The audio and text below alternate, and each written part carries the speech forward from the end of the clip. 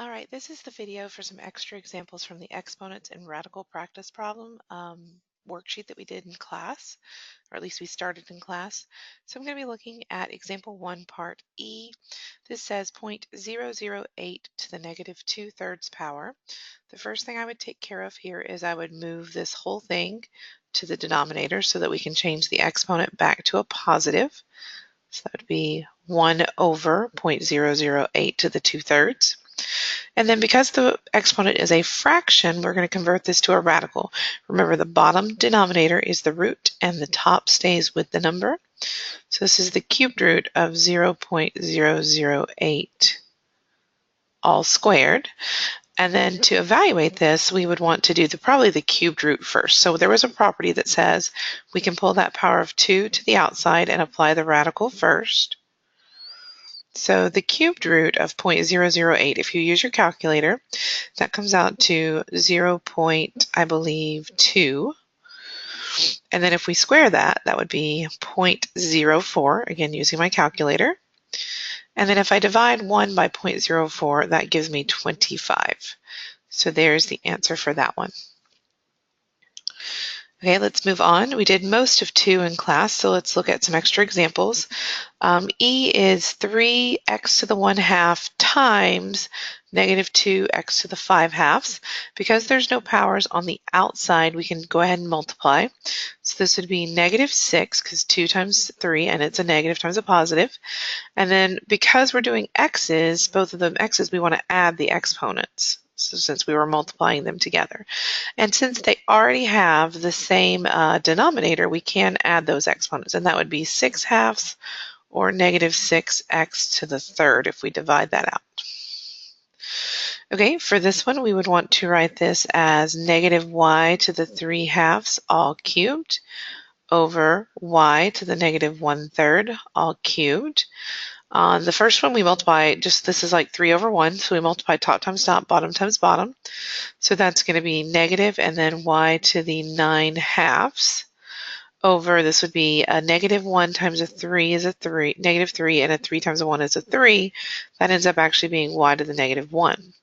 So if we want to move that up, this will be negative y 9/2 times y to the 1st. I'll need to get a common denominator for my exponents so that I can add them together, because this is really adding 9/2 plus 1. This negative is really just negative 1 times all of this. And so that would be negative y to the 9/2 plus 2 over 2 if we get a common denominator, so negative y to the 11/2. A lot of times students will want to move this to the bottom, but that's a negative number, not a negative exponent.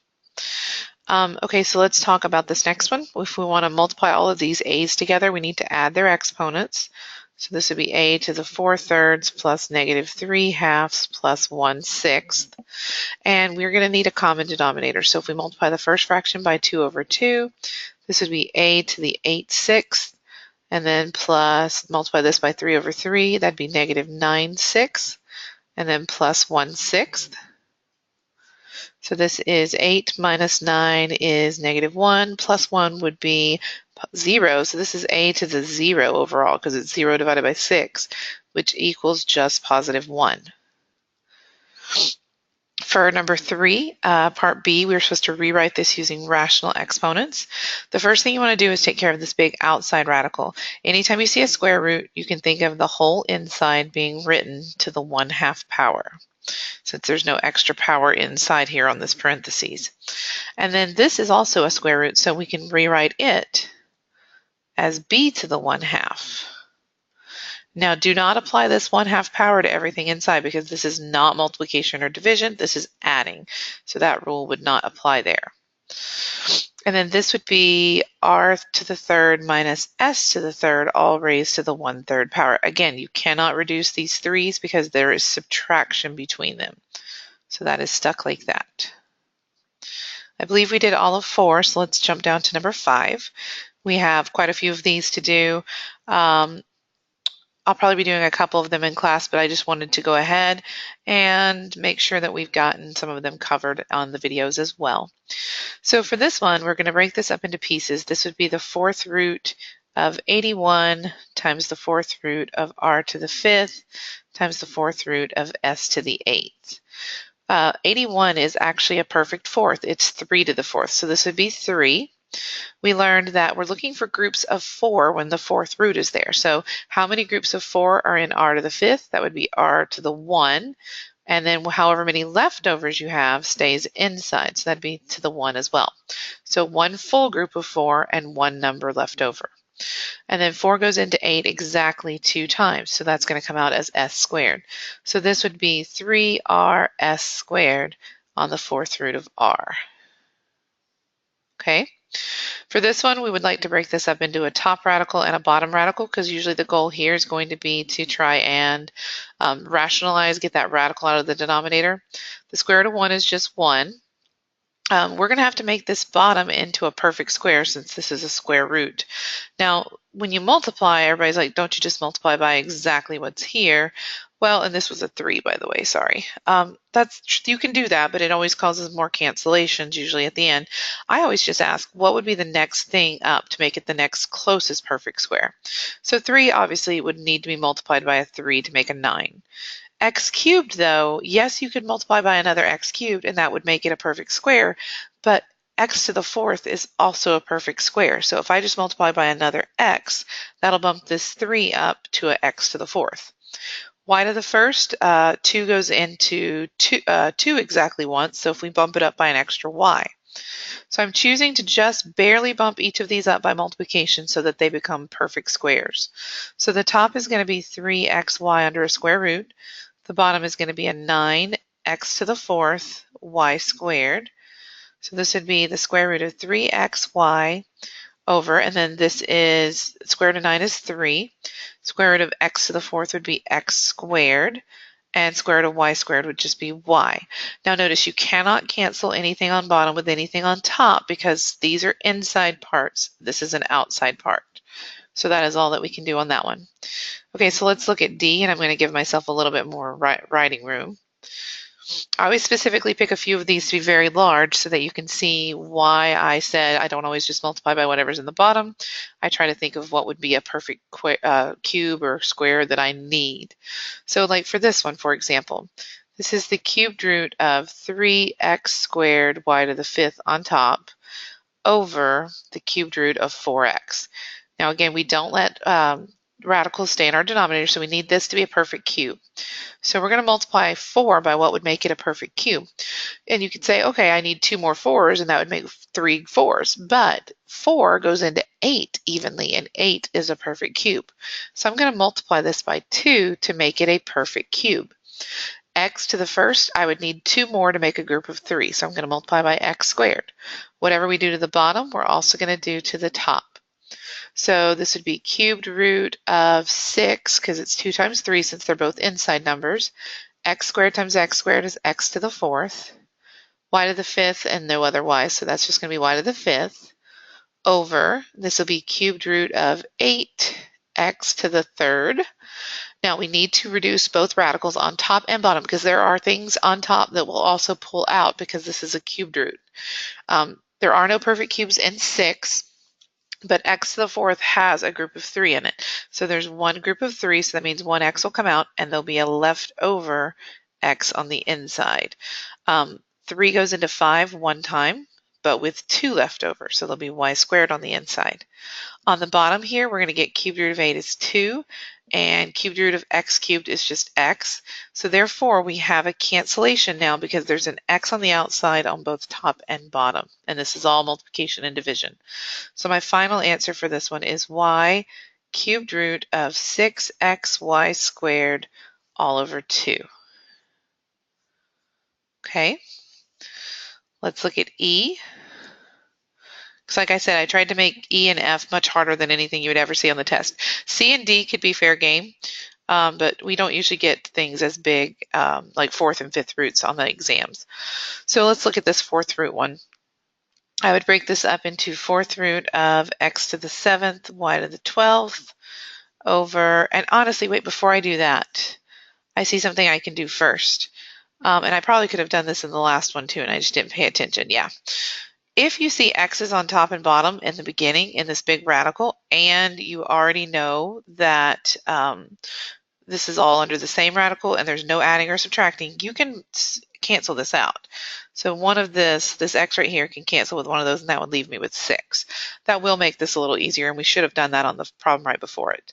So this is 4th root of x to the 6th y to the 12th over just the 4th root of 125. So that makes this easier to rationalize as well.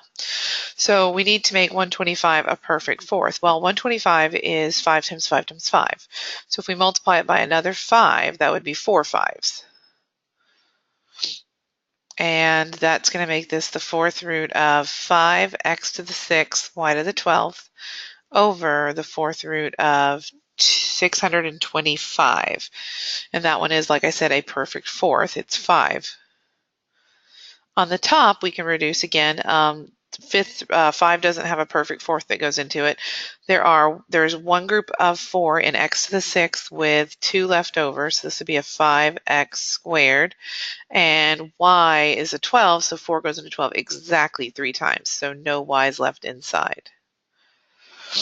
So xy to the 3rd, 4th root of 5x squared over 5. Okay, let's look at the last one that's a stacked fraction like this, and we're looking at the 5th root. I'm also going to go ahead and cancel out some x's, so that makes that 9 of those. So this is 5th root of 3x to the 9th y to the 3rd over the 5th root of 9. Remember that, let's look at our perfect fifths. So 1 to the 5th is 1, 2 to the 5th is 32, 3 to the 5th, off the top of my head, we'll need our calculator if we're going to get bigger with this. So 3 to the 5th, I think is 243. Yeah, 243. And let's see if 9 divides into that evenly, because as soon as you find one that 9 divides into, you know you have a perfect fifth power that you can work with. So that goes evenly. So I need to multiply by 27 to make that a perfect fifth. Okay, so this would be 3 times 27 is 81. Then we have x to the 9th, y to the 3rd, over the 5th root of 243, which we know is 3. 81 has no perfect fifths that go into it evenly, because this is the perfect fifth, and this one's already bigger than 81. So that's going to stay under the radical. With the x's and y's, I know the y's are going to stay inside because there are less than the actual root. But there is one group of 5 in x to the 9th with 4 left over. So there's the answer to that one. All right, let's look at G. So this would be multiplying this together first is actually easier than trying to break each part up. So since they're both square roots, we can multiply together. So this would be 50 x to the 4th, y to the 10th. And 50 breaks up into a 25 times a 2, so that's perfect square. And then I'd have my x to the 4th and my y to the 10th. Square root of 25 is 5. Still have a square root of 2. Square root of x to the 4th would just be x squared, and square root of y to the 10th would be y to the 5th. So this is 5 x squared y to the 5th, all on the square root of 2. Okay. For number 6, this is, we don't know always, unless they tell us that the variables are all positive, if our variables could be negative, and that they have to let you know that, or they have to just say nothing to make you think, oh, could they be negative? That means that anytime you pull something out of an even root, so say you had like -5 squared, if you just said that's -5, that's actually not true, because this is asking you for the positive root, because when we square this, it goes positive. So this is anytime you pull something out of an even root and you think that the base might be negative, you should really put the answer in an absolute value, and that turns it back into the positive. This will not come up on the exam, but I always like to show this so students are aware of it in case they see this in future classes. If I'm doing a cubed root, so something that's an odd root, if you have this, that would cancel the 3's out, and the answer is just -2. So you don't have to worry about absolute values with odd roots. So for this one, this is an even root, so anything I pull out, I should put in an absolute value, since they said x and y might be negative. So this would be the square root of this would be x squared, y to the 5th. And technically, if it's even inside, you don't actually need the absolute value on that one since it's already even. It's usually just the odd ones that come out that give trouble. But like I said, not on the exams, just something to be interested in. Like the cubed roots cancel here, and since it's odd, we don't need the absolute value at all. So it's just 2r minus s. Because this is an even root, we are going to need to worry about that. So this would be x plus 2 in an absolute value, and that would be to the 3rd power, times, and then y would just be y to the 1st. So notice that whole thing isn't an absolute value. You could rewrite it as y x plus 2 to the 3rd if that looks better. We're going to omit number 7. Nothing like that is on the exam. So it was just extra examples I put in there, so you don't need to worry with this one. For this is just seeing if you can plug something into a formula and work it out. So on a clear day, the distance d in miles that can be seen from the top of a tall building of a height h in feet can be approximated by this formula. So they've given us the formula. Approximate the distance that can be seen from the top of the Chicago Sears Tower, which is 1,454 feet tall. So the height of the building is going in as h. So this will be d equals 1.2 times the square root of 14.54. And then all we're doing is working this out to see what the value is. So 14.54, we're going to take the square root of that and then times it by 1.2. And it's 45.76 if we go to 2 decimal places. They didn't specify, so I usually go to 2, and that would be in feet. Or sorry, no, in miles. You have to pay attention to your directions. D is in miles. So that's the distance that can be seen from the top of the Chicago Sears Tower. That's how far out you can see. This one, I think there's a letter missing here. Yes, there should have been a W there in the front. So the weight of a whale. The length and weight relationship of the sea whale can be approximated by the weight equals 0.0016 by the length to the 2.43 power, where weight is in tons and length is in feet. Estimate the weight of a whale that is 25 feet long. So that's in the correct measurement for length, so we're just plugging it in for L. But notice here, L is the base. This is 25 to the 2.43. So when we go to calculate, so let me bring my calculator back up. I don't need 2 of those. We're going to do 25 raised to the 2.43 power, and then multiply that by the 0.0016. And I think I have too many zeros. There we go. And that's going to equal 3.99. And it says just to estimate, so they didn't specify to what. And that's going to be tons. That'll be the weight approximately of that well. Okay, for this one, B part, we're not going to have one like that on the exam. So we're just going to look at A here just to give you some more variety. Body surface area. A person's body surface area in square feet can be approximated by the following formula. Their surface area in square feet is 0.1091 times W, which is their weight in pounds, to the 0.425 power, times their height in inches to the 0.725 power. Estimate the surface area for a person who is 6 feet tall, weighing 175 pounds. I wanted to focus on this one because sometimes they give you a problem where they give you the wrong unit for the measurement. The 175 pounds is good for W because that's supposed to be in pounds, but 6 feet is not what we're supposed to be measuring H in. We're supposed to be in inches. So we need to convert this to 72 inches by multiplying the 6 by 12 for 12 inches in a foot. So we're going to be plugging in 0.1091 times 175 to the 0.425 power times 72 to the 0.725 power. So let's work out our calculations. I'm going to do this just working from the back forward because I like to do the exponents first, just like order of operations. So 72 to the 0.725 power times, parentheses, 175 to the 0.425 power, close my parentheses, times 0.1091. So that's 21.76 square feet.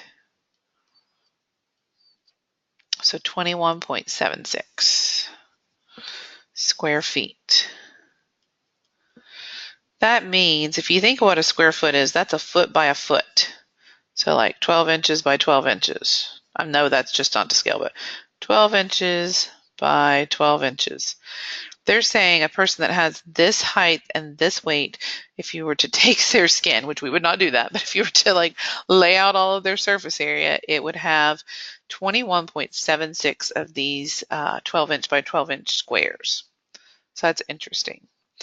We're omitting number 11. That one is not something we would do on an exam situation. It's really just more of this, can you plug all of these into this formula and then round everything to the nearest pound? So I wouldn't worry about that one too much. And that is the end of this video. So hopefully this is helpful, and I'll see you guys in class.